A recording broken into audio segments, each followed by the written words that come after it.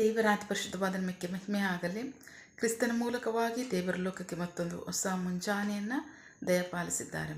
ಹಾಗಾಗಿ ನಾವು ದೇವರಿಗೆ ಕೃತಜ್ಞತ ಹೃದಯ ಉಳ್ಳವರಾಗಿರೋಣ. ಈ ದಿನದ ಧ್ಯಾನ ದೇವರ ವಾಕ್ಯ ದಾನಿಯೇಲ ಪುಸ್ತಕ 6ನೇ ಅಧ್ಯಾಯದಲ್ಲಿ 27ನೇ ವಾಕ್ಯ. ಆತನೇ ಉದ್ಧರಿಸುವಾತನು ರಕ್ಷಿಸುವವನು ಆಗಿದ್ದು ಪರಲೋಕದಲ್ಲಿಯೂ ಭೂಲೋಕದಲ್ಲಿಯೂ ಅದ್ಭುತ ಮಹತ್ವಗಳನ್ನು ನಡೆಸುತ್ತಾನೆ. ದಾನಿಯೇಲನನ್ನು ಸಿಂಹಗಳ ಸಾಮರ್ಥ್ಯದಿಂದ ಬಿಡಿಸಿದವನು ಆತನೇ. ದೇವರಿಗೆ ಸ್ತೋತ್ರ. Daniel chapter 6 verse 27. He saves and rescues.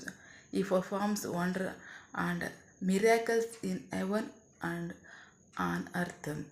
He saved Daniel from being killed by the lions. ದೇವರಿಗೆ ಸ್ತೋತ್ರ. ನಾವು ವಾಕ್ಯ ಭಾಗ ನೋಡ್ತಾ ಇದ್ವಿ ಪ್ರೀತಿದ್ರ ಮಕ್ಕಳೇ.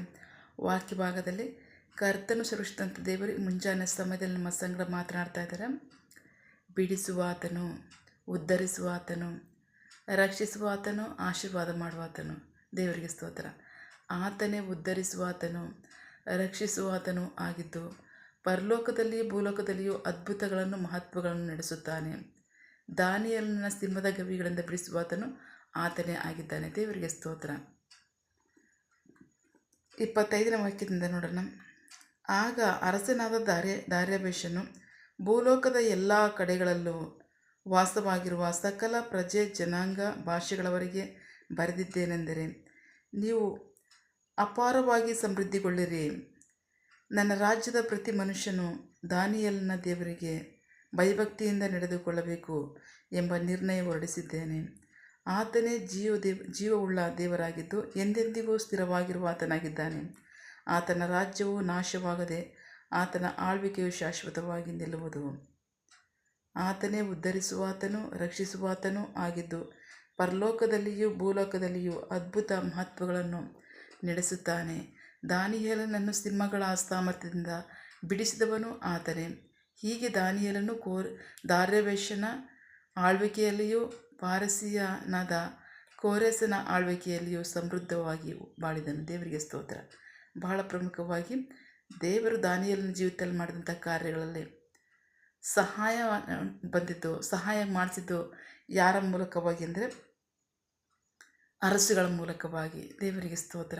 ಆ ಅರಸನ ಯಾರಾಗಿದ್ದಾನೆ ಅಂದರೆ ಭೂಲೋಕದ ಎಲ್ಲ ದೇಶಗಳನ್ನು ಆಳುವಂತಹ ಅರಸನಾಗಿದ್ದಂಥ ವಾಕ್ಯ ಹೇಳ್ತದೆ. ದೇವರಿಗೆ ಸ್ತೋತ್ರ. ನೆಬೂಕದ್ನೆಚ್ಚರ್ ಬಾಬಿಲೋನಿನ ಅರಸನ. ಯೆರೆಮೀಯ ಪ್ರವಾದಿ ಪುಸ್ತಕದಲ್ಲಿ 27ನೇ ಅಧ್ಯಾಯದಲ್ಲಿ ನೋಡ್ತಿದ್ದೀವಿ. ನನ್ನ ದಾಸನಾದಂಥ ಬಾಬಿಲೋನಿನ ಅರಸನಾದ ನೆಬೂಕದ್ನೆಚ್ಚರನಿಗೆ ಸಕಲ ಜನರು ಸಹ ಆತನ ನೊಗಕ್ಕೆ ಹೆಗಲುಗೊಡ್ಲೇಬೇಕು. ಆತನ ನೊಗಕ್ಕೆ ಹೆಗಲುಗೊಡ್ಲೇ ಇರ್ತಕ್ಕಂಥ ಯಾವ ಮನುಷ್ಯನೂ ಸಹ ನಾನು ಬಿಡಲ್ಲ ಅಂತ ಹೇಳ್ತಾರೆ. ದೇವರಿಗೆ ಸ್ತೋತ್ರ. ನೆಬೂಕದ್ನೆಚ್ಚರನಾಗಲಿ, ಅಷ್ಟು ಮಾತ್ರ ಅಲ್ಲ, ದಾರ್ಯಾವೆಷನಾಗಲಿ, ಕೋರೆಷನಾಗಲಿ, ಅರ್ತಷಸ್ತನಾಗಲಿ, ಅಹಷ್ವೇರೋಷನಾಗಲಿ ಸಮಸ್ತ ದೇಶಗಳನ್ನ ಆಳಿದಂಥ ಅರಸನು. ಆದರೆ ಇವರು ಯಾರೂ ಸಹ ಯಹೂದಿಗಳಲ್ಲ, ಅನ್ಯರೇ ಆಗಿದ್ದಾರೆ. ದೇವರಿಗೆ ಸ್ತೋತ್ರ. ಅವ್ರು ಯಾರೂ ಸಹ ದೇವ್ರನ್ನ ಅರ್ಥವರೇ ಅಲ್ಲ. ದೇವರ ವಾಕ್ಯ ಪ್ರವಾದನೆಗಳು ಅವ್ರಿಗೆ ಹೋಯಿತು. ಸೊ ಆ ಪ್ರವಾದನೆಗಳ ಮೂಲಕವಾಗಿ ಅವ್ರು ನಡ್ಕೊಂಡು ದೇವರಿಗೆ ಭಯಭಕ್ತಿ ಒಳಗೆ ನಡ್ಕೊಂಡ್ರು. ಅಷ್ಟು ಮಾತ್ರ ಅಲ್ಲ, ಸಮಸ್ತ ದೇಶಗಳನ್ನ ದೇವರವ್ರಿಗೆ ಕೊಟ್ಟಿದ್ದಾರೆ.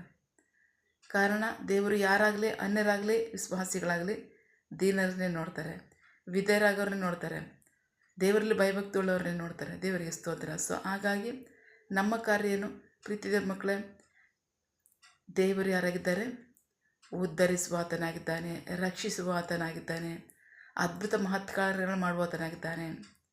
ಅಷ್ಟು ಮಾತ್ರ ಅಲ್ಲ, ನಮ್ಮನ್ನು ಬಿಡಿಸುವಾತನಾಗಿದ್ದಾನೆ, ನಮ್ಮನ್ನು ರಕ್ಷಿಸುವಾತನಾಗಿದ್ದಾನೆ. ದೇವರಿಗೆ ಸ್ತೋತ್ರ. ವಾಕ್ಯ ಭಾಗದಲ್ಲಿ ನೋಡ್ತಾ ಇದ್ವಿ, ಉದ್ಧರಿಸುವಾತನು, ಅಷ್ಟು ಮಾತ್ರ ಅಲ್ಲ, ರಕ್ಷಿಸುವಾತನು, ಭೂಮಿಯ ಮೇಲೂ ಪರಲೋಕದಲ್ಲಿಯೂ ಅದ್ಭುತ ಮಹತ್ ಕಾರ್ಯಗಳನ್ನು ಮಾಡುವಾತನು, ನಮ್ಮನ್ನು ಸಮಸ್ಯೆಗಳಿಂದ ಬಿಡಿಸುವಾತನು, ಸಂಕಟಗಳಿಂದ ಬಿಡಿಸುವಾತನು, ಕಷ್ಟಗಳಿಂದ ಬಿಡಿಸುವಾತನು, ನಮಗೆ ಸಹಾಯ ಮಾಡುವಾತನು, ಸ್ವಸ್ಥತೆ ಕೊಡುವಾತನು, ನಡೆಸುವಾತನು. ದೇವರಿಗೆ ಸ್ತೋತ್ರ.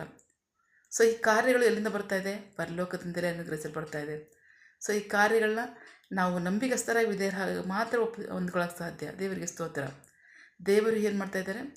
ವಿಧೇಯರನ್ನು ನೋಡ್ತಾರೆ, ದೇನರನ್ನೇ ನೋಡ್ತಾರೆ, ಭಯಭಕ್ತಿ ಉಳ್ಳವರೇ ನೋಡ್ತಾರೆ. ದೇವರಿಗೆ ಸ್ತೋತ್ರ. ಸೊ ಹಾಗಾಗಿ ಪ್ರೀತಿಯ ಮಕ್ಕಳೇ, ಸಮಸ್ತ ಅಧಿಕಾರವು ಪರಲೋಕದಲ್ಲಿ ಭೂಲೋಕದಲ್ಲಿ ಸಮಸ್ತ ಅಧಿಕಾರವು ನನಗೆ ಕೊಡಲ್ಪಟ್ಟಿದೆ. ಮತ್ತಾಯನ ಸುವಾರ್ತೆ 28ನೇ ಅಧ್ಯಾಯದಲ್ಲಿ 18-19ನೇ ವಾಕ್ಯ. ಯೇಸು ಕ್ರಿಸ್ತರು ಹೇಳ್ತಾರೆ, ಪರಲೋಕದಲ್ಲಿ ಭೂಲೋಕದಲ್ಲಿ ಸಮಸ್ತ ಅಧಿಕಾರವು ನನಗೆ ಕೊಡಲ್ಪಟ್ಟಿದೆ. ಆದ್ದರಿಂದ ನೀವು ಭೂಲೋಕದ ಕಡೆಗೆ ಹೋಗಿರಿ, ಸುವಾರ್ತೆಯನ್ನು ಸಾರಿರಿ, ಶಿಷ್ಯರನ್ನಾಗಿ ಮಾಡಿರಿ. ನಂಬಿ ರಕ್ಷಣೆ ಹೊಂದುವವರಿಗೆ ತಂದೆ ಮಗನ ಪವಿತ್ರಾತ್ಮ ಹೆಸರಿನಲ್ಲಿ ದೀಕ್ಷೆಯನ್ನು ಮಾಡಿಸಿರಿ. ನಾನು ನಿಮಗೆ ಆಜ್ಞಾಪಿಸಿದೆಲ್ಲ ಕೈಗೊಂಡು ನಡೆಯುವಂತೆ ಅವರಿಗೆ ಬೋಧಿಸಿರಿ. ನೋಡಿರಿ, ಯುಗದ ಸಮಾಪ್ತಿಯವರೆಗೆ ಎಲ್ಲ ದಿನಗಳಲ್ಲೂ ನಾನು ನಿಮ್ಮ ಸಂಗಡ ಇದ್ದೇನೆ. ದೇವರಿಗೆ ಸ್ತೋತ್ರ.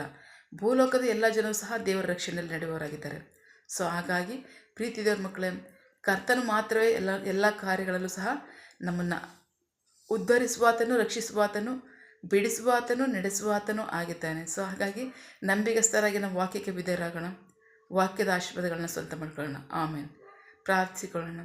ಸಕಲ ಸೃಷ್ಟಿಕರ್ತನೆ, ಸರ್ವಾಧಿಕಾರಿಯ, ಸಾರ್ವಭೌಮನೆ, ಉನ್ನತನೇ, ಮಹೋನ್ನತನೇ, ಮಹಾಪರಿಶುದ್ಧನೇ, ಪ್ರೀತಿ ಸ್ವರೂಪನೇ, ನೀತಿವಂತನೇ, ಅಧಿಪತಿಯೇ, ಸೇನಾಧೀಶ್ವರನೇ, ಇರುವಾತನೇ, ಸರ್ವವ್ಯಾಪಿಸಪ್ಪ, ಈ ದಿನ ವಾಕ್ಯಗಳ ಮೂಲಕವಾಗಿ ನಮ್ಮ ಸಂಘ ಮಾತಾಡಿದಂತಹ ನಿಮ್ಮ ಪ್ರೀತಿಗಾಗಿ ನಂಬಿಗಸ್ತಿಗೆ ನಿಮಗೆ ಸ್ತೋತ್ರ. ವಾಕ್ಯ ಭಾಗದಲ್ಲಿ ಮುಂಜಾನೆ ಸಮಯದಲ್ಲಿ ನಮ್ಮ ಸಂಘ ಮಾತನಾಡ್ತಾ ಇದ್ದೀರಾ. ನೀವು ಉದ್ಧರಿಸುವವರಾಗಿದ್ದೀರಾ, ರಕ್ಷಿಸುವವರಾಗಿದ್ದೀರಾ, ನಮ್ಮನ್ನು ಆಶೀರ್ವದಿಸುವವರಾಗಿದ್ದೀರಾ, ಬಿಡಿಸುವವರಾಗಿದ್ದೀರಾ, ನಡೆಸುವವರಾಗಿದ್ದೀರಾ. ಸೊ ಹಾಗಾಗಿ ನಂಬಿಗಸ್ತರಾಗಿ ನಾವು ವಿಧೇಯರಾಗಿ, ಆಮೇನ್, ನಿಮ್ಮ ರಕ್ಷಣೆಯನ್ನು, ನಿಮ್ಮ ಆಶೀರ್ವಾದವನ್ನು, ನಿಮ್ಮ ನಡೆಸುವಿಕೆಯನ್ನು ನಾವು ಹೊಂದ್ಕೋತೀವಿ. ನಿಮಗೆ ಮಹಿಮಾಗಲಿ, ನಮಗೆ ಆಶೀರ್ವಾದವಾಗಲಿ. ಆಮೇನ್. ನಿನ್ನ ಜನರು ಕೈ ಮಾಡ್ತಕ್ಕಂಥ ಕೆಲಸವನ್ನು ಆಶೀರ್ವದಿಸು, ಅವರ ಅವಶ್ಯಕತೆಗಳನ್ನ, ಅಗತ್ಯಗಳನ್ನ ಪೂರೈಸು, ಕೊರತೆಗಳನ್ನ ನೀಗಿಸು. ಆಮೇನ್. ಯಾವ ಕಾರ್ಯದಲ್ಲಿ ಅವರು ನಿರೀಕ್ಷೆ ಉಳ್ಳವರಾಗಿದ್ದಾರೆ, ಆ ಕಾರ್ಯದಲ್ಲಿ ತಕ್ಕ ಸಮಯದಲ್ಲಿ ನಿಮ್ಮ ಚಿತ್ತಾನುಸಾರವಾಗಿ ಅದನ್ನು ಹೊಂದ್ಕೊಳ್ಳಿ. ಆಮೇನ್. ನೀವು ಹಾಗೆ ಮಾಡೋ ಪ್ರೀತಿಗಾಗಿ ನಂಬಿಗಸ್ತಿಗೆ ನಿಮಗೆ ಸ್ತೋತ್ರ. ನಮ್ಮ ಪ್ರಾರ್ಥನೆ ನೀವು ಕೇಳಿದ್ದೀರಾ, ಅದರಂತೆ ನಡೆಸ್ತೀರ, ಅದಕ್ಕಾಗಿ ಸ್ತೋತ್ರ. ನಮ್ಮ ಪ್ರಾರ್ಥನೆಯನ್ನು ನಮ್ಮ ರಕ್ಷಕನಂತ ಯೇಸು ಕ್ರಿಸ್ತರ ಅತಿ ಪರಿಶುದ್ಧವಾದ ನಮ್ಮದಲ್ಲಿ ಪ್ರಾರ್ಥಿಸಿ ನಿಮ್ಮ ಪಾದಗಳು ಸಲ್ಲಿಸಿ ನಾವು ಬೇಡುವಂತಿದ್ದೇವೆ ನಮ್ಮ ಜೀವಗಳ ತಂದೆಯೇ. Amen. God bless you all. ದೇವರು ತಾನೇ ಇದನ್ನು ವಾಕ್ಯಗಳ ಮೂಲಕವಾಗಿ ನಮ್ಮ ಸಂಗಡ ಮಾತನಾಡಿದ್ದಾರೆ, ನಮ್ಮನ್ನು ಆಶೀರ್ವದಿಸಿದ್ದಾರೆ. ಆಮೇನ್. All the best.